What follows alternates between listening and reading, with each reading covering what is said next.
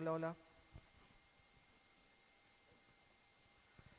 Bien chicos, buenas tardes. Vamos a empezar un repaso de cardiología. Vamos a empezar con un tema, ah, endocarditis infecciosa. Vamos a hacer un repaso rápido acerca de lo que es endocarditis infecciosa. Ah, Se llama así a la infección microbiana de la superficie endotelial del corazón. Como ustedes saben, el corazón está tapizado en su parte interna por un endotelio. Tanto la parte interna del corazón como las válvulas cardíacas. La endocarditis es una afección que por lo general tiende a asentarse sobre las válvulas cardíacas, pero no siempre. A veces también se asienta sobre defectos que pueden haber congénitos a nivel de los tabiques, un CIB, un CIA, pero también puede afectar las cuerdas tendineas o incluso el miocardio intramural. Cuando la infección ocurre dentro del corazón se llama propiamente endocarditis, pero cuando la infección ocurre fuera del corazón, por ejemplo en cortocircuitos arteriovenosos, un ductus arterioso, una coartación de aorta, eso se llama endarteritis. Endocarditis dentro del corazón, endarteritis se produce en otras estructuras vasculares. Pues bien, la lesión anatomopatológica característica de esta endocarditis es la vegetación. Aquí tenemos a la vegetación, que es una masa amorfa conformada por plaquetas, fibrina, glóbulos rojos, células de Langerhans, la cual contiene a los microorganismos, además de fibrina. Todo ese conglomerado forma la vegetación. Esta vegetación es la lesión característica de la endocarditis, tiende a sentarse la mayoría de veces sobre los aparatos valvulares, produciendo destrucción de estos aparatos valvulares. La endocarditis la podemos clasificar de varias formas. Una forma de clasificarla es endocarditis aguda y endocarditis subaguda. Siendo la más frecuente la endocarditis subaguda, la que ustedes probablemente han visto con más frecuencia en el hospital. La endocarditis aguda es una infección muy acentuada, la cual avanza rápida y abruptamente a lo largo de días. Incluso no llegan, algunas pueden llegar a semanas, pero generalmente es en días. Produce gran destrucción valvular y ocasiona gran metástasis de émbolos sépticos a diferentes órganos, pulmón, hígado, cerebro, etc. Es una endocarditis que muchas veces le cobra la vida al paciente de una manera muy rápida por determinados tipos de gérmenes. A su vez, la endocarditis subaguda es aquella que evoluciona con cierto grado con un menor grado de malignidad. Digamos, puede evolucionar en semanas, puede evolucionar en meses. La infección es una infección moderada y en ciertos casos puede ocasionar metástasis de émbolos sépticos hacia otros órganos. Entonces es mucho más severa la endocarditis aguda que la subaguda. La endocarditis aguda, la más tóxica, la más severa, de manera típica, aunque no exclusiva, es producida por el Staphylococcus aureus, el estafilococo dorado. El Staphylococcus aureus es el que produce la aguda, la endocarditis más severa, más tóxica, que produce más deterioro del paciente y se lo lleva más rápido. La endocarditis subaguda, la que evoluciona en semanas o meses, generalmente es ocasionada por los estreptococos del grupo Viridans. ¿Ok? Eso generalmente es motivo de preguntas, ¿no? La subaguda por el Streptococcus viridans y la aguda por el Staphylococcus aureus. Otros gérmenes que causan endocarditis subaguda tienen los enterococos, Staphylococcus coagulasa negativo, cocobacillus gram negativos del grupo HASEC, ¿ok? Entonces estos son los agentes etiológicos más frecuentes que pueden ocasionar endocarditis. ¿Cómo se produce la fisiopatología que da origen a una endocarditis? Tenemos un paciente portador de un flujo anormal en el corazón. ¿Cómo una persona puede tener un flujo anormal? Cuando es portador de una cardiopatía congénita, por ejemplo un CIA, un CIB, es portador de una valvulopatía, una estenosis o una insuficiencia. Hay un jet, un flujo anormal dentro del corazón. Este flujo anormal, este jet anormal dentro del corazón te puede producir, ¿qué cosa? Un daño endotelial. Este jet anormal rompe el endotelio dentro del corazón. ¿Y qué expone? Expone el espacio subendotelial. Este espacio subendotelial que está expuesto, producto de que su endotelio se rompió por este yeta anormal, produce depósito de plaquetas sobre este espacio subendotelial, plaquetas, glóbulos rojos y fibrina. Eso se conoce con el nombre de endocarditis trombótica no bacteriana. Entonces tenemos un espacio subendotelial roto que se ha injuriado y el cual se depositan plaquetas, glóbulos rojos y fibrina, y eso se llama endocarditis trombótica no bacteriana. Posteriormente, debido a una caries dental, a un absceso mal de Bright, a un cateterismo vesical en un paciente prostático, a una cirugía de emergencia, qué sé yo, entra el microbio a la sangre, producto de una bacteremia. Esta bacteremia debe tener concentraciones inhibitorias altas, más o menos 10 a la 6, 10 a la 7, 10 a la 8. Esta bacteremia coloniza esa endocarditis trombótica no bacteriana y se forman las vegetaciones. Estas vegetaciones ya forman origen a la endocarditis infecciosa, las cuales pueden hacer metástasis a diferentes órganos, cicatrizar y originar incluso mayor deterioro del paciente, produciendo destrucción valvular, cuadros severos de insuficiencia cardíaca que llevan muchas veces a que el paciente termine en una cirugía correctiva. Entonces, esa es la fisiopatogenia de una endocarditis infecciosa. ¿Cuáles son los fenómenos que ocurren también dentro de la endocarditis infecciosa? Mira, el factor reumatoideo tiende a ser positivo en un 50% a las 6 semanas. Por ejemplo, tú sospechas que es una endocarditis subaguda, pídele factor reumatoideo. Otra cosa interesante, hay complejos inmunes circulantes. ¿Qué son estos? Reacciones antígeno-anticuerpo. Hay una agresión, el cuerpo reacciona formando anticuerpos. Las reacciones antígeno-anticuerpo hacen que estos complejos inmunes circulantes se depositen en varios órganos, riñón, cerebro, tendones, perfecto. Depósitos de complejos inmunes a nivel del parénquima renal. Estos antígenos anticuerpos reaccionan sobre el parénquima renal y pueden llevar a que una persona haga insuficiencia renal.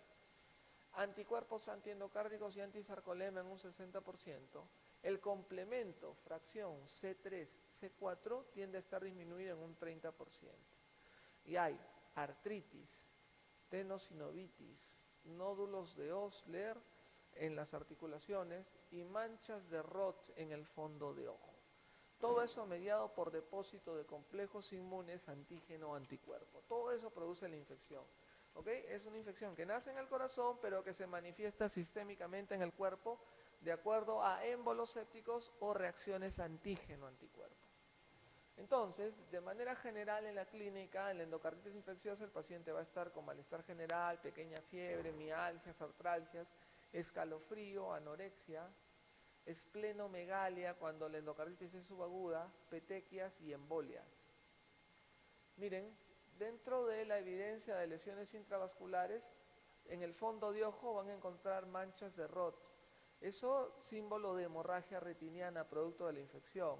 Los nódulos de Osler son lesiones que podemos ver en la planta de los pies o en la yema de las manos. ¿Okay? Lesiones nodulosas. Lesiones de Yenaway son máculas, manchas rojizas en manos y pies, las cuales son generalmente transitorias.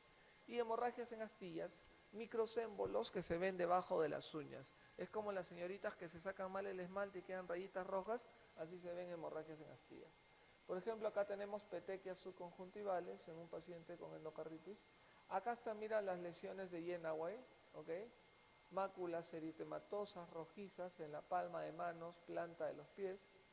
Acá vemos la hemorragia en astillas, mira, debajo de las uñas. A veces en la puntita de los dedos ves émbolos o petequias, característicos de embolizaciones. Muy bien, para hacer diagnóstico de endocarditis, nosotros vamos a utilizar los criterios de la Universidad de Duke, publicados allá por el año 91. Tenemos criterios mayores y tenemos criterios menores. ¿Cuáles son los criterios mayores para endocarditis infecciosa? Uno de los criterios mayores son cultivos, hemocultivos positivos para endocarditis infecciosa. Hemocultivos positivos. Típicos, tenemos que tener por lo menos 2. Streptococcus viridans, bovis, Hasek, aureus, etc. Pero si es un germen atípico, tenemos que tener por lo menos 3 de 4. Por ejemplo, una brucela, un germen raro, pero puede originar endocarditis. Ese es un criterio mayor, hemocultivos positivos a germen. El otro criterio mayor es evidencia de daño endocárdico. ¿Y cómo vas a hacer ese diagnóstico? Con ecocardiograma. Haces un ecocardiograma y lo que encuentras es vegetaciones. Vegetaciones sobre la válvula, sobre los tejidos de sostén, sobre la zona de una comunicación interventricular, interauricular, etc. Presencia de abscesos, lo cual no es fácil, o dehiscencia parcial reciente de un paciente que haya tenido una prótesis valvular. Otro efecto puede ser una regurgitación valvular de nueva aparición, ¿okay? Algo que está produciendo de que el paciente se deteriore debido a una nueva lesión valvular. Esos son los criterios mayores. 1, hemocultivos positivos, y 2, evidencia ecocardiográfica de daño intramiocárdico, principalmente con vegetaciones. Los criterios menores, que el paciente tenga un factor predisponente, sea portador de una valvulopatía, de una cardiopatía congénita, que tenga fiebre mayor o igual a 38 grados, fenómenos vasculares, que haya embolias arteriales, infartos pulmonares, aneurismas micóticos a nivel cerebral, hemorragia intracerebral, hemorragia conjuntival, lesiones de Jennauer y en la palma de las manos. Fenómenos inmunológicos por depósito de complejos antígeno-anticuerpo, glomerulonefritis, nódulos de Osler, manchas de Roth, factor reumatoideo. Y otro criterio menor son hemocultivos positivos, pero que no cumplen los criterios mayores, por decirte, un hemocultivo positivo a un germen atípico, o sea, no son 3 de 4, o hallazgos ecocardiográficos que no son concluyentes. Parece que es una vegetación o no, hay una regurgitación, pero no sabemos si era antigua o no, etc. Son hallazgos no concluyentes. ¿Cómo hacemos diagnóstico? Con 2 criterios mayores, hemocultivo y eco, por decirte. O un criterio mayor, hemocultivo o eco, y 3 criterios menores, fiebre, nódulos de Osler, predisposición cardíaca, etc. O con 5 criterios menores. De esa manera hacemos el diagnóstico. Otra forma de hacer el diagnóstico, que no es recomendable, anatomopatológico, ¿no es cierto? Pero siempre esperemos que el paciente viva. Muy bien. Claro, pues esa es la verdad. Ecocardiográficamente nos ayuda bastante. Un ecocardiograma transtorácico nos da cierta sensibilidad. El ecocardiograma transesofágico tipo endoscopía, dejémoslo para el paciente que tiene prótesis valvular. Cuando el paciente tiene prótesis valvular, mejor transesofágico, te evita la sombra acústica de las válvulas. Cuando tiene sus propias válvulas nativas, un ecocardiograma transtorácico. Pues bien, tenemos un paciente al cual hacen un diagnóstico. El diagnóstico tiene que manejarse con tratamiento. ¿Qué tratamiento le van a dar? Si es un germen, bacteria, lo que deben dar son antibióticos. ¿Cuántos? 2 por lo menos. De acción bactericida.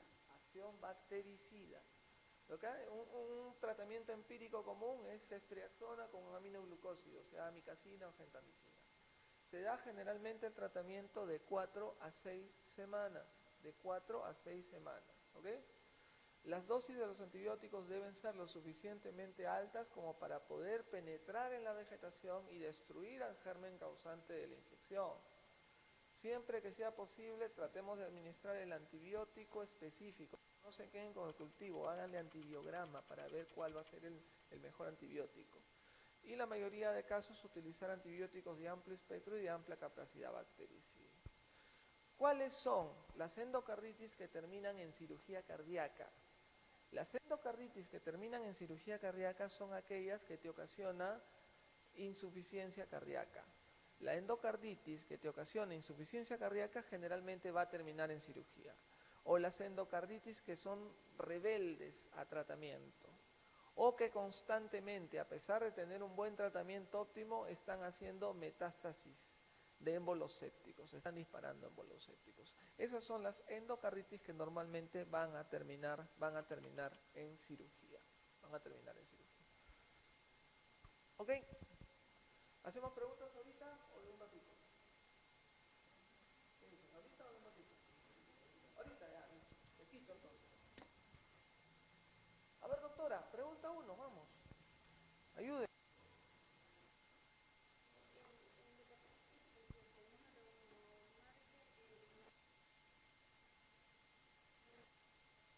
Correcto, miren, endocarditis, exacto, mire, hay que tener cuidado, acá te está diciendo, márcalo incorrecto, márcalo falso, no se emocionen, o sea, significa que de los 4 enunciados hay 5 que son verdaderos, a veces leemos el primer enunciado, verdadero, dice, marcamos, y lo que te está diciendo es marca el falso. Yo sé que es antididáctico hacer preguntas así en negativo, todos sabemos así, todos los que tenemos maestría en docencia saben que es así, pero desgraciadamente todavía hacen ese tipo de preguntas, ¿ya? Entonces no se emocionen, piénsenlo bien y márquenlo con cuidado. A ver, doctora. A ver, tú me dices la respuesta, ¿ya? A. El Streptococcus viridans es el agente causal más frecuente de endocarditis y válvula nativa. ¿Es más frecuente el Streptococcus viridans? Sí, ¿no es cierto? Lo dijimos acá. El enterococo requiere terapia sinérgica de penicilina con aminoglucósido. Sí, penicilina con aminoglucósido. El estafilococo, coagulasa negativo, estafilo, debe ser tratado con vancomicina. Sí, es una alternativa de tratamiento. Oxacilina o vancomicina o alternativamente más severo una teicoplanina, ¿no es cierto? La endocarditis en drogadictos, o sea, los que, eso ya no se ve, ¿no? Los endrogadictos endovenosos, ¿no? No sé quién sabe de eso, ya. Acá hay un edificio famoso.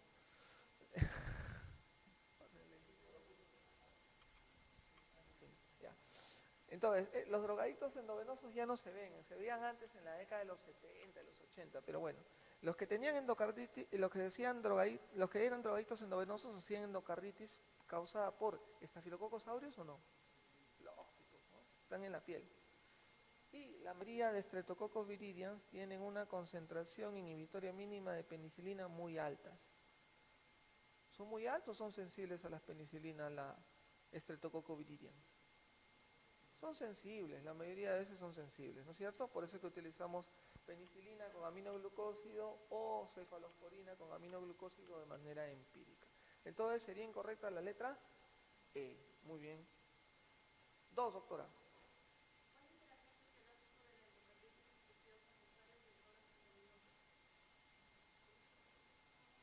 Lo dijimos, ¿no es cierto? El estafilococo. Ya no se les olvida, ¿no es cierto? 3, doctor.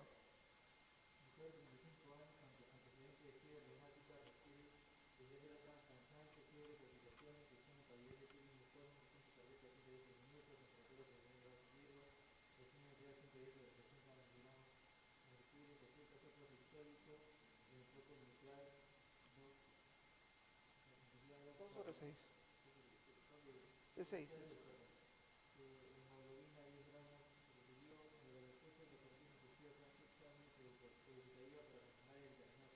¿Cuál es la triada clásica de una endocarditis en la cual ustedes pueden sospechar de una endocarditis? Fiebre, soplo y anemia, ¿no? Esto lo han dicho en la facultad de medicina. Fiebre, soplo y anemia, piensa que puede ser una endocarditis.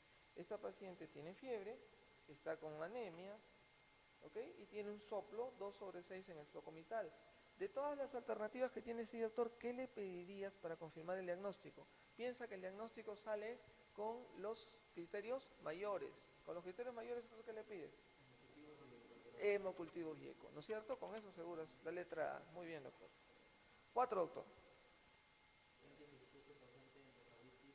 ¿Qué es eso? Otra vez lo mismo. Ya dijimos, ¿no es cierto? ¿Cuál era? Estafilococo aureus. Están repitiendo. Ya, 5. Eso para que no les olvide, pues. 5.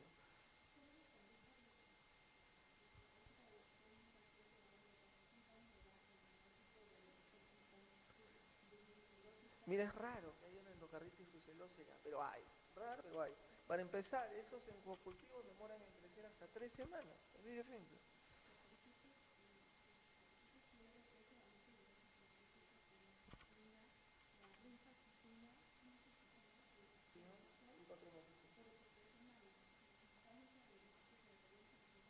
Mira, 45 años. Le estás dando el tratamiento específico para Brucela. Doxy, Rifa, Coti.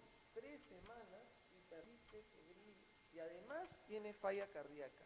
¿Qué harías, doctora? A. Cambio en el tratamiento antimicrobiano. Añadimos corticoides para que huele. Intervención quirúrgica. tratamiento de la falla cardíaca y observación, lo miras, o mantienes la terapia prescrita 3 semanas más. Así es. Ya cuando tiene insuficiencia cardíaca hay que operar. ¿Ya? Hay que tener cuidado también en las cirugías porque a veces se infectan las prótesis. ¿Cuál es el?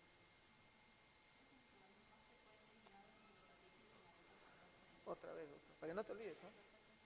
Estafilococcus aureus. Ya.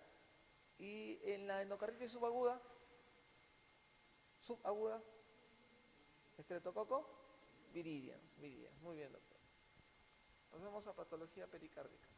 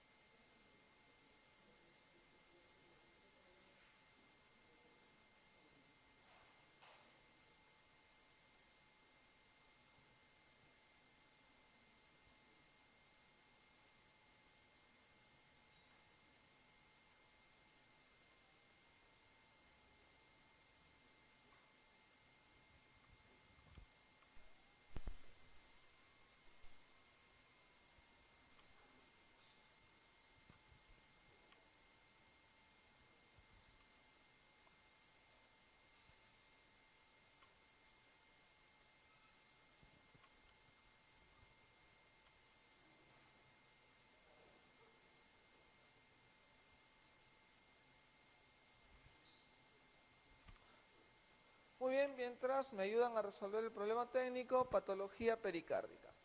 El pericardio son dos capas, dos cápsulas de tejido conectivo que rodean al corazón. Tenemos un pericardio parietal y un pericardio visceral. El visceral es el más interno y es el que está adosado al corazón, y el parietal es el más externo. Entre estas dos hojas de tejido conectivo del pericardio fluye un fluido. Este fluido es el líquido pericárdico. Normalmente, ¿ustedes recuerdan cuánto es el líquido pericárdico? Entre 30 y 50 centímetros cúbicos. Para hablar de derrame pericárdico, ahí está, muy bien, doctor. Para hablar de derrame pericárdico, nosotros tenemos que tener más de 50 centímetros cúbicos de fluido pericárdico. Entonces, acá tenemos las enfermedades del pericardio rápidamente. 1, pericarditis aguda. 2, derrame pericárdico. 3, taponamiento cardíaco. Y 4, pericarditis constrictiva. Pericarditis aguda. La pericarditis aguda es una inflamación aguda de las hojas pericárdicas, las cuales pueden venir acompañadas de derrame o no necesariamente. Ojo, una pericarditis aguda viene con derrame, pero no necesariamente viene a venir con derrame o sin. No es necesario que haya derrame para decir que hay pericarditis. La etiología más frecuente de la pericarditis aguda, ¿cuál es? La idiopática. Tienen la infecciosa, generalmente por patología viral. Tienen la inmunológica.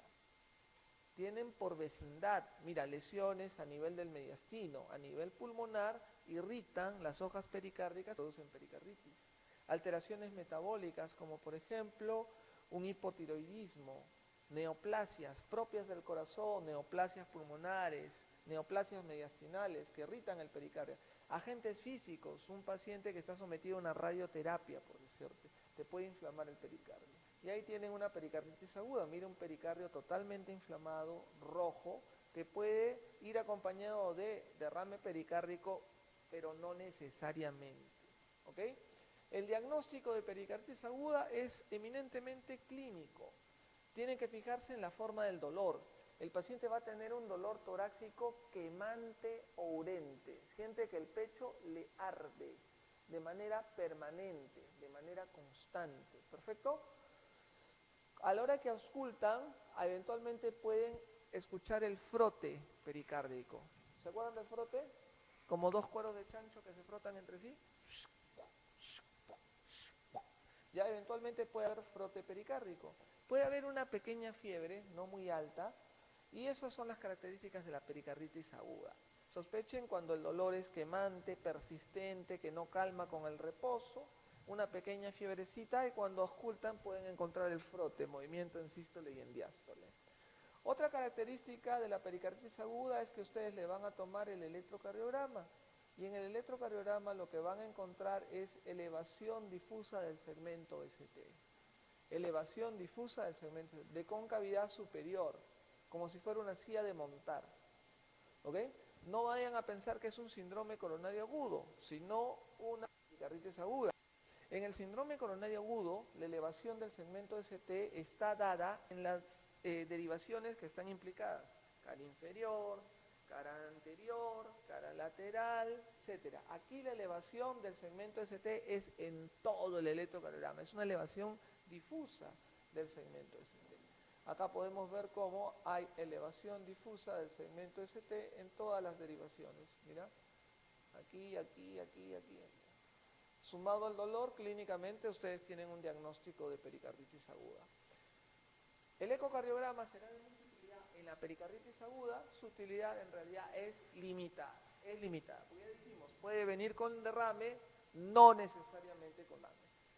Puede eventualmente evidenciarse el derrame, su presencia no confirma el diagnóstico, podemos pedir otras pruebas para ayudarnos, velocidad de sedimentación, leucocitosis, signos de miocarditis, cultivo de virus positivos, sobre todo el virus de tipo Coxsackie, tipo A, es uno de los más causantes de pericarditis aguda, en niñitos jóvenes o en pacientes inmunosuprimidos. ¿Cómo evoluciona una pericarditis aguda? Como es viral, generalmente cura de manera espontánea. Algunos tienden a recidivar, 15 o 20%. Algunos van al taponamiento, que es un estadio posterior en el cual el paciente se puede chocar, se puede hipotensar, y ahí sí hay una emergencia porque hay que drenar el líquido pericárdico lo más rápido posible. Eso ahorita lo vamos a ver. O puede evolucionar ya muy a futuro en una constricción pericárdica, o sea, cuando el pericardio se inflama de manera crónica, se engruesa y atrapa al corazón y lo aprieta y no deja que tenga una buena diástole. La mayoría de veces evoluciona y cura de manera espontánea. ¿Cómo van a tratar una pericarditis aguda? Reposo. Tienen que dar ácido acetil salicílico a dosis altas, antirreumáticas, 500 miligramos cada 6 horas. Cubren también ese estómago. Alternativamente, AINES, colchicina y el tratamiento con corticoides es relativamente controvertido. Al ser una enfermedad idiopática o viral, generalmente pasa con reposo y con cuidados mínimos. Derrame pericárdico. El concepto del derrame pericárdico, lo que dijimos, normalmente el líquido pericárdico está entre 15, 30 hasta 50 centímetros cúbicos. Cuando supera los 50 centímetros cúbicos ya hablamos de derrame o efusión pericárdica. La mayoría de estos derrames pericárdicos son por pericarditis, la mayoría, pero no todos. Algunos evolucionan al taponamiento cardíaco. ¿Qué cosa es el taponamiento cardíaco? Es el derrame pericárdico, mucho o poco, pero que es capaz de originar shock en el paciente. El derrame pericárdico, mucho o poco, te aprieta el corazón, no deja que el corazón se distienda y eventualmente eso ocasiona un colapso y un shock. Eventualmente eso hay que manejarlo rápido porque hay que introducir una aguja, sacar el líquido pericárdico para liberar al corazón, para que pueda trabajar mejor y aliviar el shock que el paciente está teniendo. Algunos derrames pericárdicos van a taponamiento, algunos.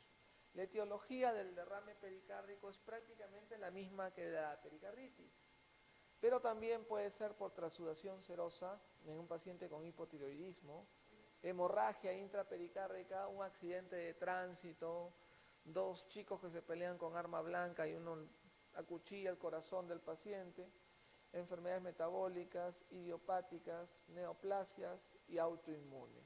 Entonces, como ven, no solamente la pericarditis produce derrame, sino hay otras patologías.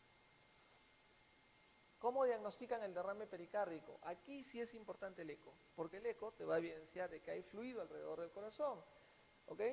En la radiografía de tórax te puede ayudar siempre y cuando el derrame tenga más de 200 mililitros, 200 centímetros cúbicos.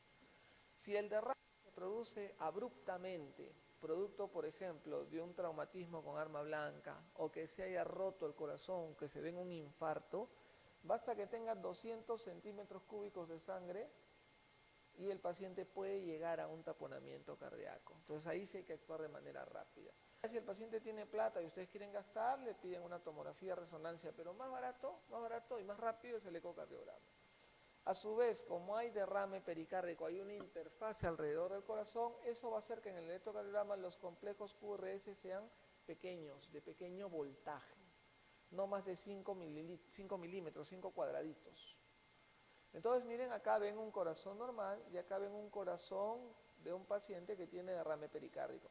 Nótese cómo hay aumento de tamaño de la silueta cardíaca, no se confundan, no vayan a decir cardiomegalia, y nótense cómo la distribución de la silueta es uniforme, un corazón abombado, redondeado, en tienda de campaña le dicen, ¿no?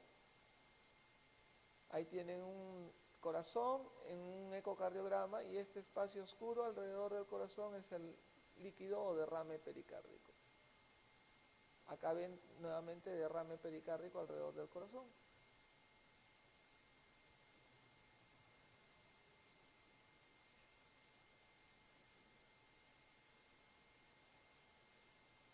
Pues bien, el derrame puede evolucionar fatalmente a una constricción o a un taponamiento. Y eso tenemos que evitarlo. Hay que tratar de darle tratamiento. Y el tratamiento es del agente causal. Si el derrame es masivo, eventualmente el paciente se le puede hacer una pericardiectomía, una cirugía y se saca todo el pericardio, o se hace una ventana pericárdica, se hace un agujerito en el pericardio, se mete una cánula y se drena el líquido, o eventualmente lo más fácil es una pericardiocentesis. Introducen una aguja debajo del ángulo subsifoideo dirigido al hombro contralateral, entren siempre aspirando hasta que puedan aspirar el líquido pericárdico. Taponamiento cardíaco. El taponamiento cardíaco, como ya les dije hace un ratito, es un compromiso hemodinámico, secundario a aumento de presión intrapericárdica. El líquido pericárdico te aprieta tanto al corazón, sobre todo las cavidades del lado derecho, que hacen que el paciente colapse y entre en shock. Eso es una verdadera emergencia, porque hay que drenar rápidamente el fluido pericárdico para que el corazón se libere, el paciente pueda volver a recuperar presión y el paciente se salve. Puede ser agudo, bueno, generalmente es agudo, ¿no? Causas de taponamiento cardíaco tienen la pericarditis aguda idiopática, el traumatismo, el hemopericardio, un accidente de tránsito, una lesión con arma blanca, una ruptura de un corazón tras un infarto. La tuberculosis puede ocasionarlo, neoplasias, la endocarditis purulenta, la pericarditis purulenta, las causas mismas que las del derrame. Pues bien, en el taponamiento pericárdico lo que hay que hacer es actuar rápido, porque con poco volumen el paciente puede ir al shock. Como es agudo, si fuera crónico sí hay grandes cantidades de volumen que tienden a acumularse, hasta 2 litros, ¿ok? Pero acá podemos ver que casi con 250 centímetros cúbicos en un paciente agudo puede ir al taponamiento pericárdico. El paciente tiene que tener una buena volemia, tiene que tener un buen volumen dentro del corazón, si no el derrame que está por fuera te va a ganar y te va a apretar a tu corazón. El paciente va a estar en taponamiento con bajo gasto, shock cardiogénico, ortopnea, ingurgitación yugular hiperpulsátil y el famoso pulso paradojal. O sea, disminución de la presión sistólica en 10 milímetros de mercurio cuando el paciente inspira. Causas de taponamiento cardíaco, ya les dije, mira, una ruptura cardíaca tras un infarto, traumatismo punzante, un accidente de tránsito, etc. Lo que vamos a ver en el electrocardiograma son complejos grandes, pequeños, eso se llama alternancia eléctrica. Y el ecocardiograma definitivamente va a revelar algo de líquido pericárdico, mucho, poco, pero tiene que haber líquido. El corazón bambolea de un lado a otro, corazón nadador, heart swimming, colapsa el ventrículo derecho y colapsa la aurícula derecha. Así lo vamos a ver, mira, acá está el corazón, acá hay derrame pericárdico y mira cómo este líquido está apretando, colapsando la aurícula derecha. No deja que se distienda como la aurícula izquierda, ¿ves? Y si eso también colapsa el ventrículo derecho, el paciente va a ir camino al taponamiento. Acá nuevamente vemos cómo el líquido pericárdico está taponando la aurícula derecha.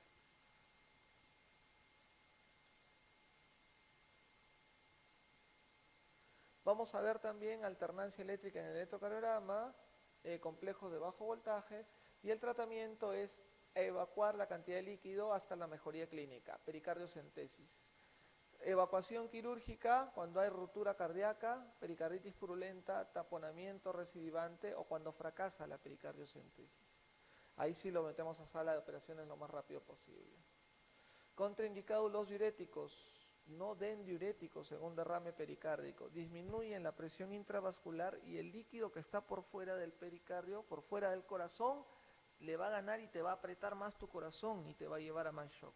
Entonces no vayan a cometer el error de dar diurético en un derrame pericárdico.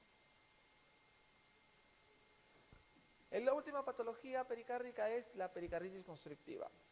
¿Qué es eso? Inflamación crónica del pericardio. El pericardio ya se inflama de manera crónica porque ha tenido varias pericarditis recidivantes o el paciente de repente ha tenido en algún momento de su vida tuberculosis y eso es una causa muy importante de pericarditis constrictiva, la pericarditis TB. El paciente va a producir inflamación de sus hojas pericárdicas. Como es crónico, el pericardio tiende a engrosarse, engrosarse, engrosarse con el paso del tiempo y se engruesa como si fuera un bistec, como el que ustedes comen, así grueso, grueso, y rodea el corazón y no deja que tenga una buena diástole. Y eso se soluciona con ningún tratamiento, básicamente con cirugía. Hay que liberar ese pericardio, hay que liberar ese corazón para que el paciente pueda respirar mucho mejor. Mira, pericarditis constrictiva, 50% de diagnóstico inespecífico, pero la causa más común es la tuberculosis, sobre todo acá en el Perú, neoplasia purulenta. El pericardio se engruesa hasta 10 veces su valor. Acá tenemos, mira, este es el miocardio, 1 o 2 milímetros la hoja del pericardio visceral, y acá vemos, mira, cómo se agranda el pericardio, cómo se engruesa. Y acá tenemos, mira, el pericardio totalmente engrosado, degenerado al lado del corazón, como si fuera un bistec o la suela de un zapato ahí que rodea el corazón. Acá vemos nuevamente el pericardio completamente engrosado, rodeando al corazón. Atrapa al corazón, no deja que tenga una buena diástole, por lo tanto hay que hacer una cirugía, pelar, pericardiectomía, pelar al corazón como si fuera una naranja, la pelan, lo liberan al corazón y el corazón puede trabajar adecuadamente. Signos de pericarditis constrictiva, insuficiencia cardíaca, disnea de esfuerzo, ortopnea, palpitaciones. Algo común es el signo de Kussmaul, ¿Qué es el signo de Kussmaul? Cuando uno inspira, lo normal es que las yugulares se colapsen. Pero en este caso, cuando el paciente inspira, más bien las yugulares se ingurgitan.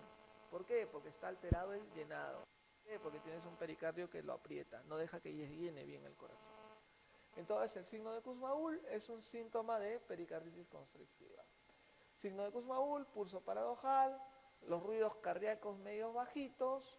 En el electrocardiograma vas a ver ondas T negativas en todas las derivaciones y eventualmente puedes ver en la placa de tórax calcificación pericárdica. Miren en esta radiografía cómo el pericardio está calcificado alrededor del corazón. Acá también podemos ver, mira cómo el pericardio está calcificado alrededor del corazón, calcificación pericárdica. Con el ecocardiograma lo puedes valorar muy bien. Miren esta tomografía, un corazón normal con la hoja pericárdica, un poquito de derrame pericárdico. ¿Ok? Esta es una tomografía normal, mira la hoja delgadita. Pero ¿cómo ocurre en la pericarditis constrictiva? Ocurre esto. Mira el pericardio engrosado, completamente rodeando el corazón. Acá tenemos en la resonancia, mira las dos hojas, el pericardio visceral y el pericardio parietal, además algo de fluido pericárdico alrededor del corazón. Tratamiento de la pericarditis constrictiva, pericardiectomía. Y tratar la causa de fondo. Si hay una tuberculosis, dar tratamiento específico. Ahí está mi hospital 2 de mayo. ¿Hay internos del 2 de mayo acá? ¿No? ¿Todos? No, no han querido irme. ¿Tú eres del 2 de mayo? No. No. Nadie, ¿no? No le gusta estudiar. Lo hay, se dice. Ya, muy bien. Nos quedamos en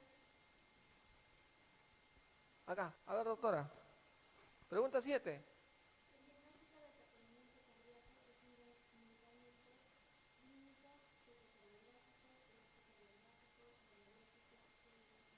El taponamiento cardíaco, ¿qué hay? Clínicamente, ¿qué hay?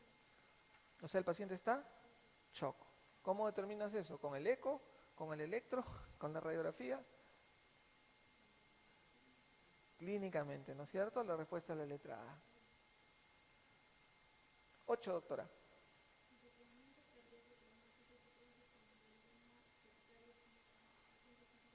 250 litros de sangre. El traumático, el agudo, ¿no es cierto? Basta que llegue a 250 y ¡bum! El paciente se puede echar. ¿Esa es la 8 o la 9? No, la 8, a ver, doctor. Yo tampoco. La 8. Ese es el pretexto con 8. Pues, hermano.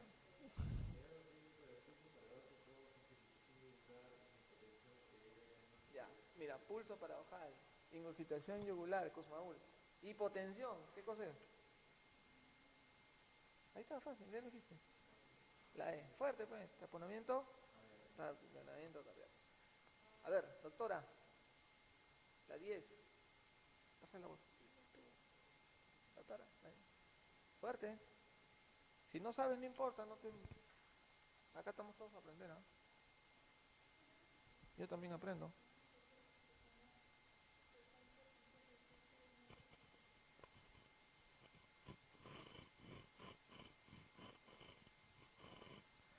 Ya, ¿cuál es la arritmia más frecuente que hay en la práctica clínica? Ya, auricular, muy bien. 11, doctora.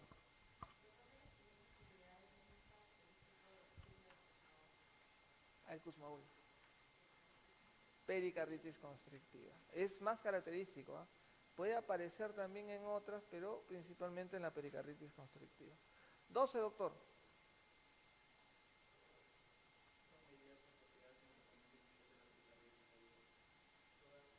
Excepto, ¿ok? Márcala falsa, ¿ok? No te vayas a equivocar. Márcala falsa, como tus amigas. A ver, ¿cuál es?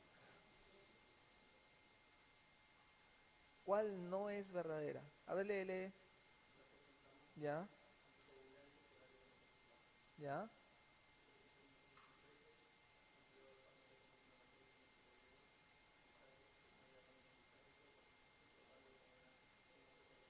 ¿Cuál es lo raro ahí? ¿Cuál es lo que no hemos hablado?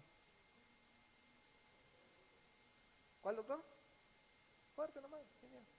La B, anticoagulante. ¿Qué tiene que ver los anticoagulantes? Salvo que haga una arritmia. ¿Cuál sería la arritmia? Fibrilación auricular. Ahí sí hay que anticoagular, ¿no es cierto? A ver, doctor. Ok. Taponamiento, sea el derrame con shock, ¿no es cierto? B. Habitualmente la presión yugular está elevada y da el Kussmaul. Muy bien, doctor. 14. Usted que es del 2 de mayo, ¿no es cierto? Ya, muy bien.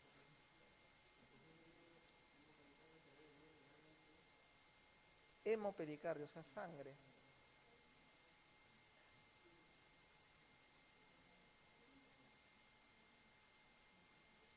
Trauma, pero no hay trauma, pues ahí. Sí, pero juega con las otras, pues. Eso está mal esa pregunta, ¿no? Está fea.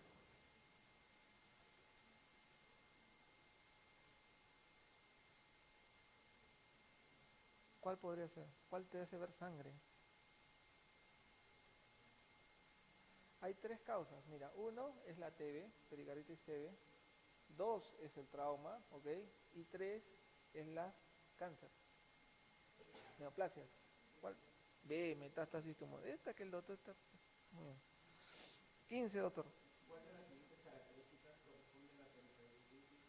Constrictiva, esa que se engruesa feo y te aprieta el corazón. A ver. Signo de Kussmaul, ya. Electro de bajo voltaje, también. Todo. Acuérdate, teoría del champeo científico. Cuando te ponen todas, 80-90% de probabilidades que sea esa. Muy bien. Estamos enseñándoles a vencer un examen, ¿no es cierto? 16.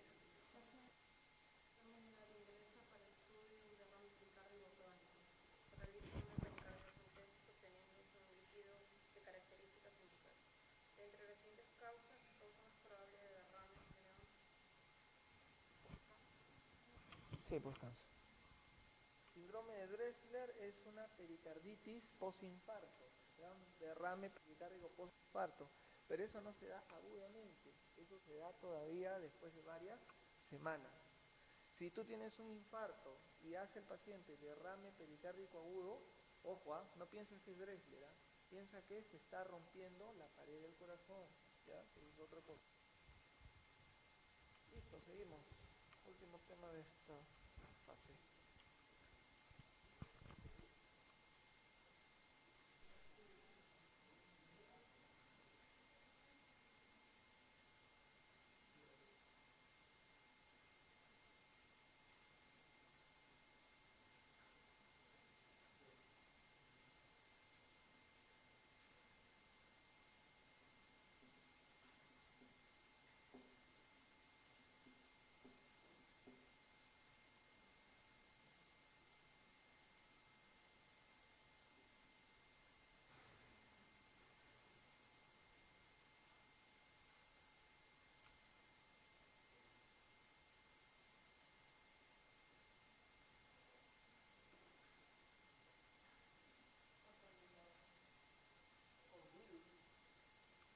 Todos ustedes son internos, ¿cierto?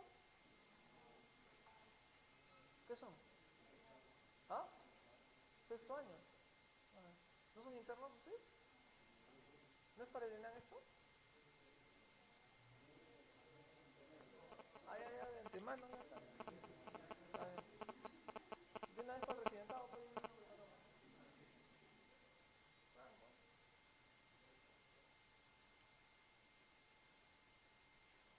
También, también que responden, ¿no? También. Aparentemente han estudiado.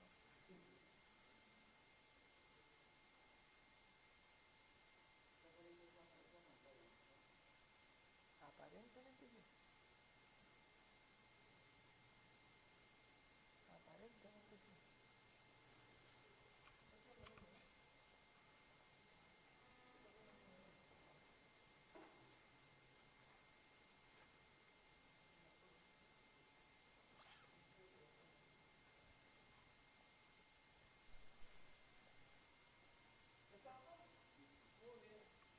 Tromboembolia pulmonar, el famoso TEP, ¿ya? Es uno de los diagnósticos que más se soslaya. Uno piensa en todo menos en TEP. Y es altamente frecuente, ¿ah? Y lo soslayamos y a veces no hacemos lo necesario para poder hacer el diagnóstico. La mortalidad sin tratamiento alrededor del 3%, alrededor del 30%. ¿Cuál es el problema con la tromboembolia pulmonar? Presenta una clínica variada, con signos y síntomas que no son muy específicos. Entonces uno clínicamente tiene que ser malicioso para poder sospechar. ¿Cuál es el problema? Que si no lo tratamos bien y el paciente se salva, tiene alta tasa de recurrencia. ¿Por qué? La mayoría de veces el TEP está asociada a trombosis venosa profunda, varices de miembros inferiores, 80-90%, ¿ya? Y eso hace de que estos émbolos que se generan en las piernas tiendan a salir disparados primero al corazón y luego el corazón te lo empuja al pulmón, en el lado derecho. ¿Perfecto? Muy bien, acá tenemos algunos parámetros para poder hablar de la tromboembolia pulmonar. Generalmente desencadenado por una trombosis venosa profunda, 90% de ellos. También hay algunas alteraciones, mira, estados de hipercoagulabilidad que son adquiridos o propios cuando el paciente tiene alteraciones en sus proteínas C, proteína S, qué sé yo, un síndrome antifosfolipídico que te ocasiona estados de hipercoagulabilidad y estados de trombosis. Pero también son poco frecuentes émbolos formados, por ejemplo, por tumores, aire, ¿no? En vez de meter el medicamento, la famosa jeringa con aire, ¿no? Que ustedes han hecho varias veces, ¿ya? Fibrina, líquido amniótico, grasa, pacientes embarazadas, grasa, los que se hacen la liposucción, están sometidas a ese riesgo, ¿ok? Médula ósea, cuerpos extraños. Generalmente la tromboembolia pulmonar masiva ocasiona la muerte del paciente, de un 80 a un 90%. Hay disfunción del ventrículo derecho y hay hipotensión o shock. Generalmente esto cuando está tomado más del 50% del campo pulmonar. Un TEP submasivo es aquel que tiene también disfunción ventricular derecha, pero el paciente no llega a chocarse. Generalmente está entre un 30 y un 50% del parénquima pulmonar. Y un TEP no masivo es aquel que coge un parénquima menos del 30%, da síntomas, pero ocasionalmente no ocasiona mayor deterioro en el corazón. Hace más de un siglo, el señor Virchow nos demostró con su famosa triada clásica cómo los traumatismos locales sobre la pared vascular, estados de hipercoagulabilidad y éstasis ocasiona este problema de embolia pulmonar. Las varices, los que se golpean las piernas, los que tienen estancia prolongada hospitalaria muy larga, los que están mucho tiempo echados en reposo. Por Virchow puede ser éstasis y eventualmente puedan hacer tromboembolia pulmonar. Es por eso que ustedes han visto que en los pacientes que tienen estancias prolongadas muy largas los anticoagulan profilácticamente, los que van a ser sometidos a cirugía de reemplazo de cadera, cirugía de reemplazo de rodilla. La mayoría de los trombos que originan la embolia pulmonar, mira, de 25 a 85% miembros inferiores, ¿ya? Cuídense de las varices. Chicas, ustedes que les gusta andar con zapatos, aguja, taco, ¿qué taco? 12, ¿no? ¿Ya? Algunos chicos también, pero ya, esos son los que se transforman, ¿ya? Sí, pues, ¿qué vamos a hacer? Tienen derecho también, ¿qué vamos a hacer? No podemos hacer nada. Después nos dicen como homofóbicos. Mira, 25% de la pelvis, 32% del corazón, miembros superiores hasta 8%, cuello y cabeza hasta un 3%. Factores predisponentes, éstasis venosa, la insuficiencia de las venas de las piernas. Mira, reposo prolongado en cama, condiciones médicas debilitantes que hacen que el paciente esté postrado, un ACV, un infarto, falla cardíaca, postcirugía, fracturas.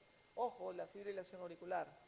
La fibrilación auricular es una arritmia que genera coágulos. Del lado izquierdo puede disparar hacia el cerebro, pero en el lado derecho, ¿a dónde dispara? Al pulmón, pues, ¿no? La arteria pulmonar al pulmón, entonces hay que tener cuidado. La obesidad es un factor de riesgo muy importante y el tener edad más de 65 años. El tener edad es un problema para un montón de enfermedades. Basta que tú tengas edad y estás condenado a sufrir de muchas cosas. Ya nos llegará todo, ¿no? Debido a lesión endotelial, cirugías, traumas vasculares, uso de marcapasos, catéteres venosos centrales, sepsis, el fumar. Factores predisponentes también estados alterados de la hipercoagulabilidad, trastornos congénitos de la proteína C, antitrombina 3, policitemia, síndrome antifosfolipídico, cáncer, ¿ok? Cáncer. Altos niveles de estrógenos, tabaquismo, diabetes, obesidad, hasta la enfermedad inflamatoria intestinal. Hay que tener cuidado. Todos estos factores confluyen entre sí, se juntan y finalmente llevan a que se formen coágulos que llegan al lado derecho del corazón y el lado derecho del corazón lo bota hacia los pulmones. Si obstruye más del 50% del campo pulmonar, estamos hablando de una TEP masiva, paciente muerte segura. Una TEP submasiva entre el 30 al 50%, ¿ok? Eso produce liberación de tromboxano, serotonina, para mala suerte, mayor vasoconstricción pulmonar y el paciente entra con mayor deterioro. Acá lo que tenemos, mira, un émbolo pulmonar que aumenta la resistencia vascular pulmonar, como eso ocurre a nivel de las ramas de la arteria pulmonar, cuando está obstruida aumenta la presión en todo lo que está por detrás de la obstrucción. Aumenta la presión en la arteria pulmonar y la arteria pulmonar nace del ventrículo derecho, por lo tanto aumenta la presión en el ventrículo derecho. Dilata el ventrículo derecho y causa disfunción ventricular derecha. Dilatación altera la motilidad, regurgitación tricuspidia, porque se dilata el anillo, los velos no coaptan, insuficiencia tricuspidia. Falla ventricular derecha, el septum interventricular se abomba hacia el lado izquierdo y al abombarse hacia el lado izquierdo, falla ventricular izquierda y aumenta la morbimortalidad. Entonces, ¿qué le vamos a hacer? En primer lugar, el primer paso para el diagnóstico, sospechar de que hay tromboembolia pulmonar. El segundo paso, te apoyas con exámenes auxiliares. ¿Qué exámenes auxiliares le van a pedir? A ver, flujo de ideas. ¿Ah? Dímero D. Ya, un dímero D es uno. ¿Qué más? El ecocardiograma para comprobar falla del lado derecho del corazón. ¿Qué más? Angiografía. ¿Cuál es el gol estándar para hacer diagnóstico de TEP? Pregunta de examen, ¿eh? La angiografía, la angiografía. Pero muchas veces es impráctica, ¿no es cierto? Están metiendo el contraste, o sea, cuando el paciente está grave. También tienen la gammagrafía, ventilación, perfusión. Y un método que no es muy utilizado, pero es bastante útil y es rápido, es la tomografía helicoidal multicorte con contraste. Toman la tomografía y ven la arteria pulmonar y ven la rama cómo está tapada con el coágulo. Eso también se utiliza, es un método no invasivo y bastante útil, ¿no? Pero a primera mano el examen de sangre que nosotros utilizamos es el dímero D. El dímero D, si es que sale positivo, puede ser el diagnóstico. O sea, no te lo confirma, puede ser, porque puede cruzarse.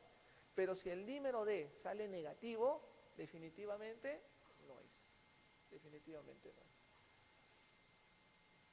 Los diagnósticos diferenciales, infarto de miocardio, neumonía, falla cardíaca, asma, EPOC, neumotórax, hay todo lo que ustedes quieran pensar. Estados de ansiedad también, sobre todo si es mujer. A las mujeres no le crean mucho. Ya, no, mentira, ¿verdad? Ya, entonces, cuadro clínico. ¿Cuáles son los síntomas de tromboembolia pulmonar? Mira, es muy variado el cuadro clínico, pero una causa muy común, disnea de aparición súbita e inexplicable. ¿Ya? Una disnea súbita, de aparición súbita e inexplicable, es una de las primeras causas, mira, de síntomas del TEP. Otro, dolor torácico de tipo pleurítico, la hincada, ¿no es cierto?, que aumenta con la respiración, de tipo pleurítico. Otra cosa, tos. Dolor en las pantorrillas, ¿ok? Acuérdate que de ahí salen los coágulos. Sudoración, ansiedad, hemoptisis también es un factor importante.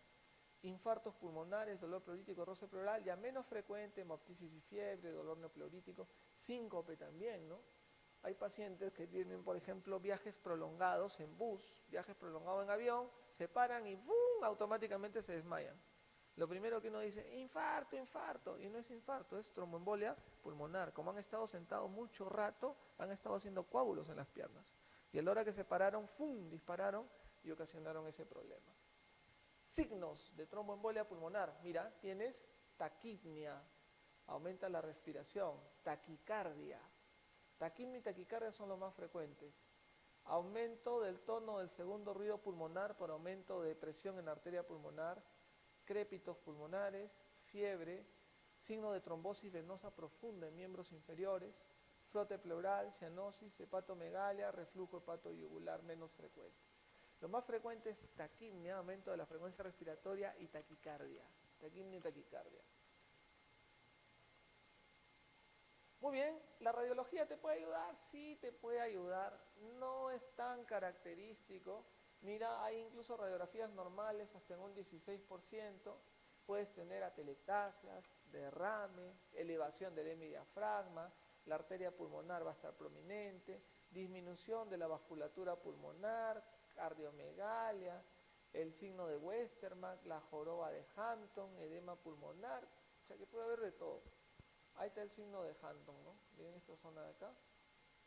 Infarto pulmonar por sospecha de TEP. No todos los TEP hacen infarto pulmonar, pero te puede ayudar si es que lo ves.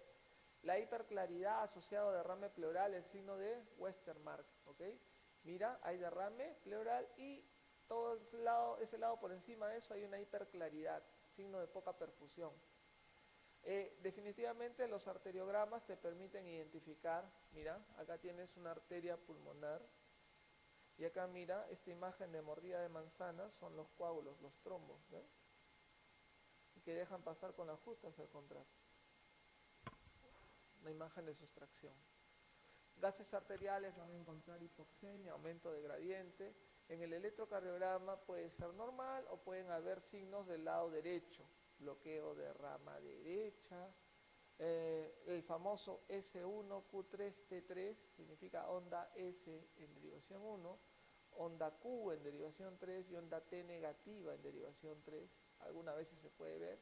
El eje se desvía hacia la derecha, QR en B1, onda T negativa en B1, B2, B3, ya son signos ya más detallados del especialista.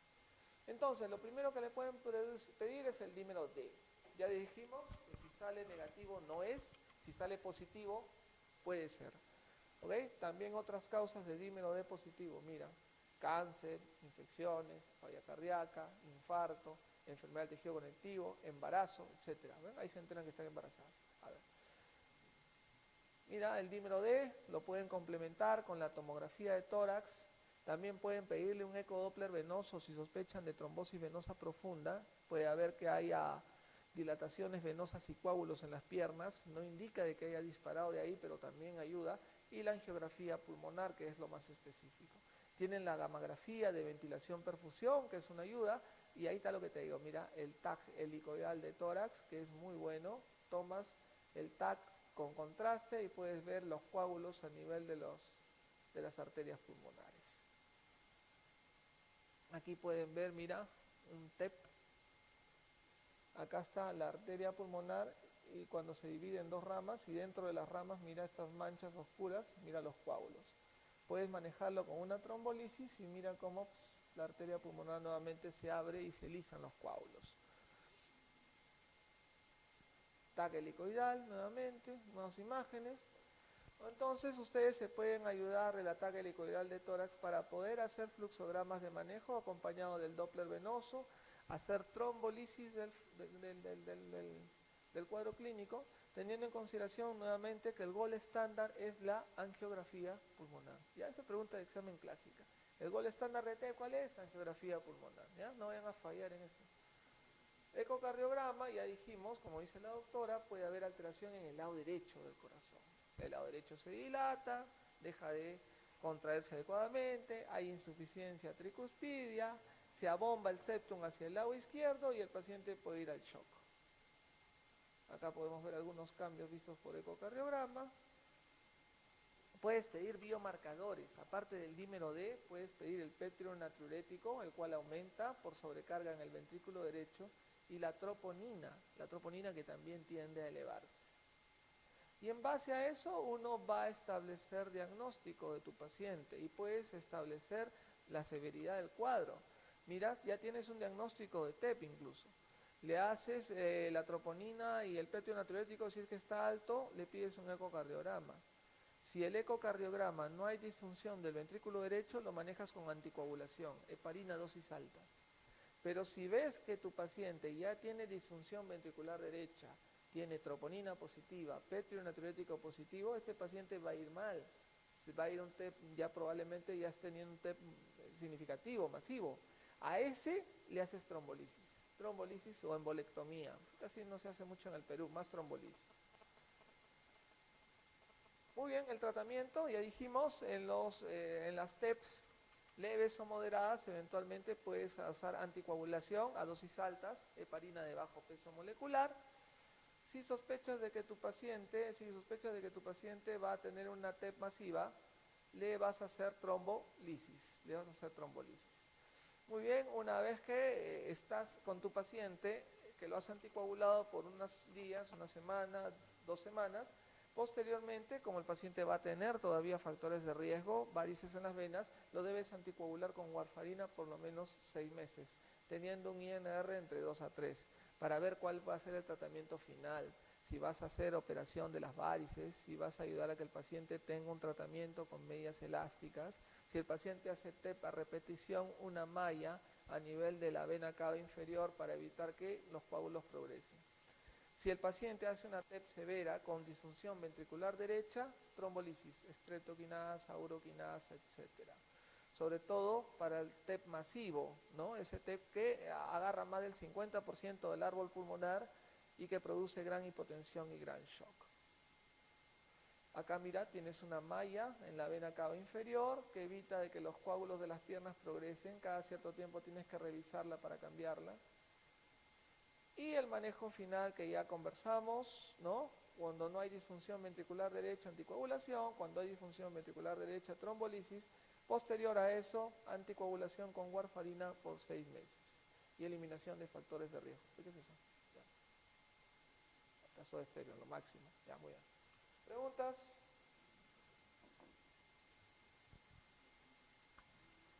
¿Dónde nos quedamos? ¿Contigo? Muy bien. Ya. ¿Contigo? Ah.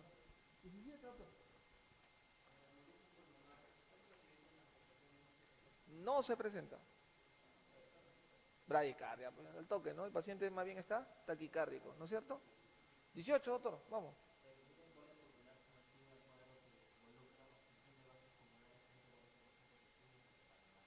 La, ¿no es cierto? 30-40%. Masiva más del 50%. 19, doctora. ¿Ya? La edad avanzada es un factor de riesgo.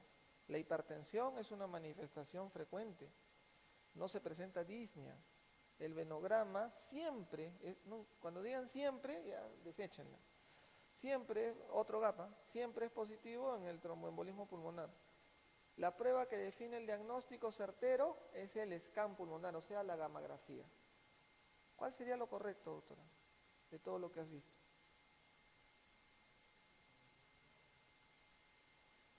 ¿El scan da el diagnóstico certero? No. El venograma, ¿siempre es positivo en el tromboembolia pulmonar? No. ¿No se presenta disnea? Sí se presenta disnea. ¿La hipertensión es frecuente? ¿Qué tiene que ver? Por lo tanto, la respuesta es la letra A. La edad avanzada es un factor de riesgo, ¿ya? Felizmente yo no tengo ese factor todavía. 20, doctor. Muchachón, doctor.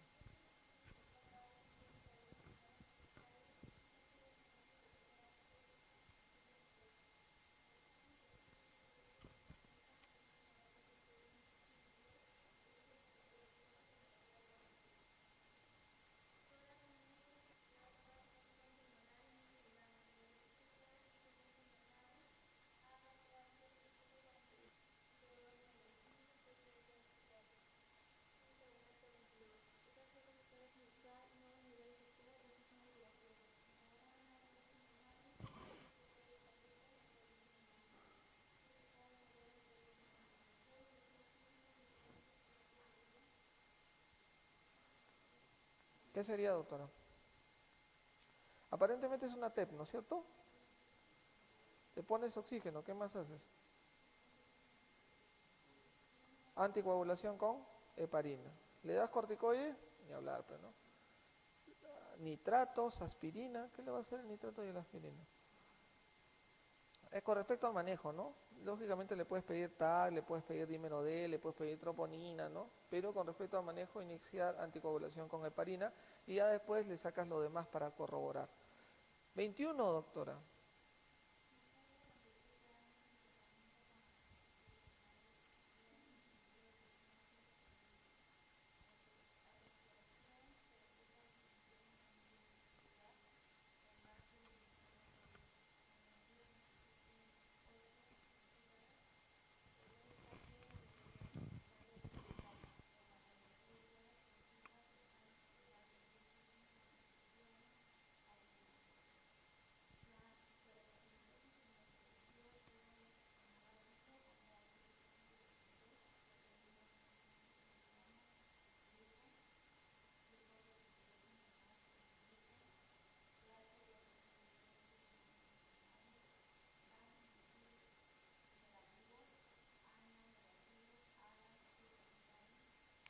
No es tuberculosis, ya.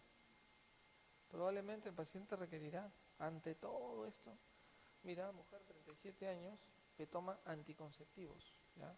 No tome anticonceptivos. Va al acudir al centro de urgencias con disnea, ¿no es cierto? Disminución del murmullo en la base del emitor derecho, probablemente haya derrame. Temperatura, mira, subfebril.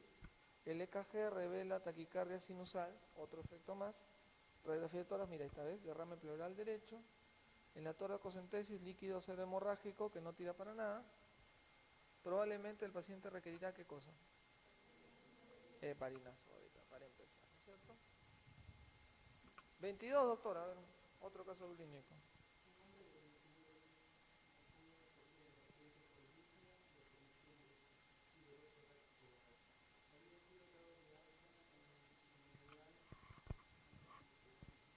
¿Ya?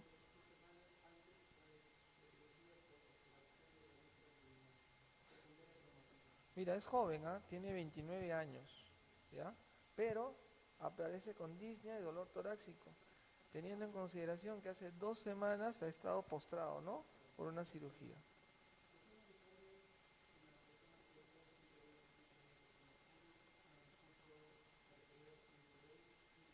Está medio taquicárdico.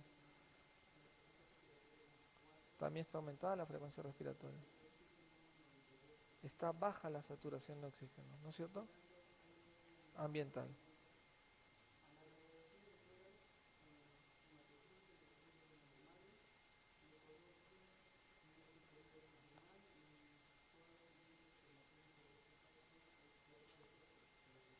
¿Ya? Ah,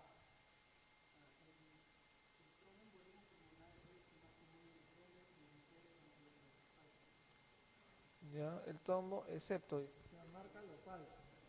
el tromboembolismo pulmonar es más común en hombres que en mujeres antes de los 50 años.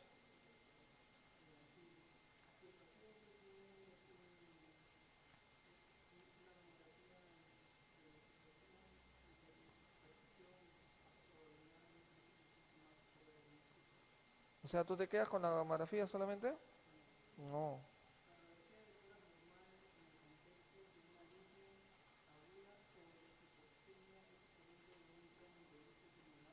Ya.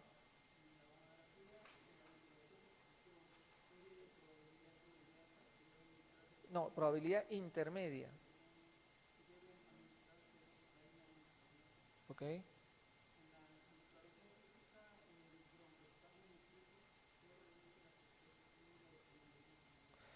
Si se dan cuenta, todas pueden ser. ¿Cuál es la que no es? Definitivamente, no es así, categóricamente. La B, exacto. La B. Si el paciente tiene una gramografía de ventilación-perfusión de baja probabilidad, no se necesita más pruebas diagnósticas, no. ¿Cierto? Hay que asegurar el diagnóstico. 23, doctora.